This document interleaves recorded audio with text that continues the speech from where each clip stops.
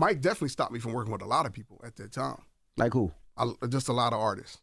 A lot of artists was calling me to work at that time, and Mike was just like, I'll pay you not to work with them. And it wasn't a thing. It wasn't a thing of I'll pay you not to work with them because they're not good or anything like that. It was more so I need you here, focused and locked in on what we're doing. You always hear the conspiracy theories, like, they be like, oh, Bill Cosby was trying to buy NBC.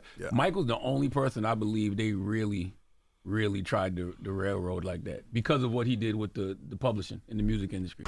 I own half of Sony's publishing, and I'm leaving them, and they're very angry at me because I just did good business, So the way they get revenge is to try and destroy my album. Talked about it all the time.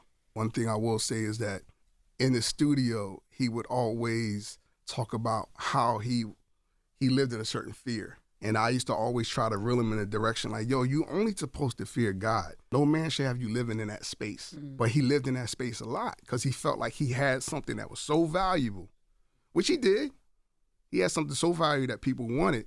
People for so long have said, Michael owned the Beatles catalog. No, Michael owned Sony ATV. That's right. Which is Babyface, Mariah, the Beatles. Beyonce. Probably some of my catalog was in there. And they did a deal with him that, forever he felt that they wanted back. You think they threw all those cases at Michael because they wanted it back? I think it could have had something to do with it. I'm not going to say exactly that, but it could have had something to do with it. But I believe none of it because I was around Mike all the time and I knew the kind of person he was. So I'm like, they really trying to kill his character. Yeah, I don't believe And it. he would say it, he'd be like, they just can't stand that I'm the greatest. He would literally say that. The one thing I can tell you about Michael that I started to learn was his family was strong.